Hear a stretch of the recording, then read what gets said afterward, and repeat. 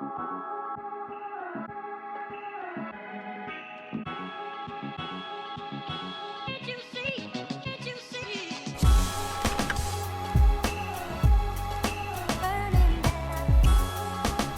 Siri, directions to the People's Pint.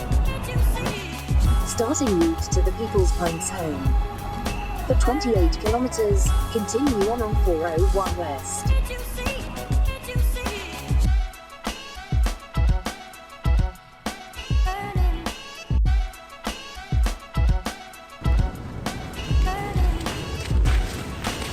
Okay, so we are on a field trip today from our home brewery.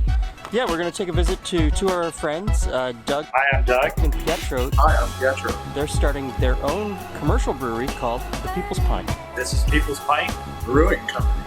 Yay, let's tour. Let's go.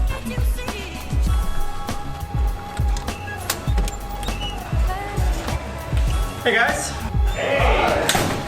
So Doug, what's your plan? What's going on here? What is this space? Well, this is formerly Junction Craft Brewing, but as of January 1st, 2018, it is now People's Pint Brewing Company. So you guys are home brewers. Yes. And this is your first commercial venture. That's it. Yeah. Not the first time brewing commercially. We've both brewed in breweries before. Okay. I've brewed on that system before. We just haven't brewed it ourselves. Jitters? Oh yeah. We'd be crazy if we weren't.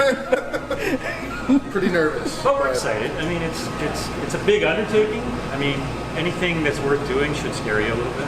So this is something that, you talk to home brewers. Every home brewer says, "Oh, I want to open my own brewery," or "I'd love to open my own brewery." What have you found along the way that has scared, that not only has scared you, but you've sort of stopped and said, "What?" Yeah.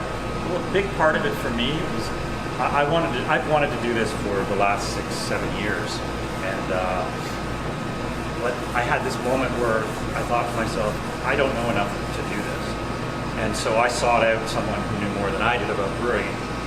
I sought Peter out, and he, we're a good match because I like to brew. Peter loves to brew. Peter would be content brewing all the time, and I'm really happy to kind of run the front of the house and the tap room and organize events and all of that kind of stuff. So we're a pretty good fit in that sense. So from the day you got the keys to pulling your first pint, how long is that going to be? So we got the keys on the 1st of January. 1st of January. And I'd say middle of February, I think, we'll probably be pulling our first pint before that. We just won't be able to sell it. Okay. We're aiming for middle of February to have a soft open, grand opening, end of March. So. And what kind of beers do you guys want to brew? Well, predominantly, we have 4 core brands, but the 4 core brands are number 1 is Gose Cuervo, which is a tequila lime sour. we got Chinook of the North and an American Pale Ale. Okay. Mildly hoppy, not too hoppy, but enough for people who crave that. And then we've got a Helles, which we call Helles in America because we're using all Michigan hops. And then we've got an English style golden ale called Goldie Bug. Those are really refreshing. Extremely. Not as hoppy, but kind of mildly citrusy. Nice beer.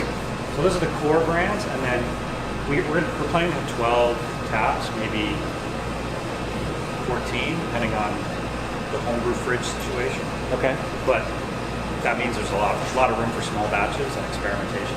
For me, I'm looking at stuff that is underrepresented.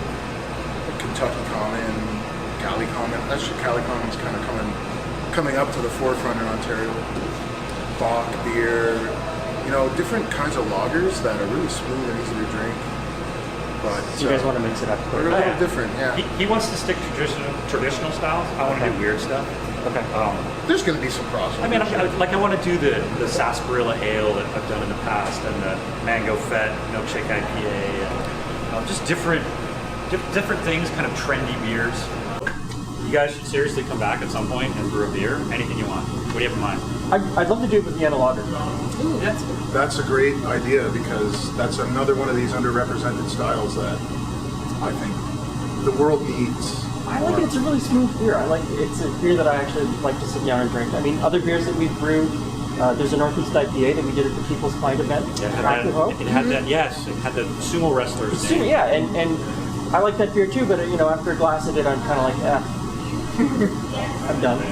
Whereas the Vienna Lager, You want to just keep drinking. I can drink that and drink that and drink that. Yeah. That's what we discovered with our 4 core brands. They're all drinkable beers.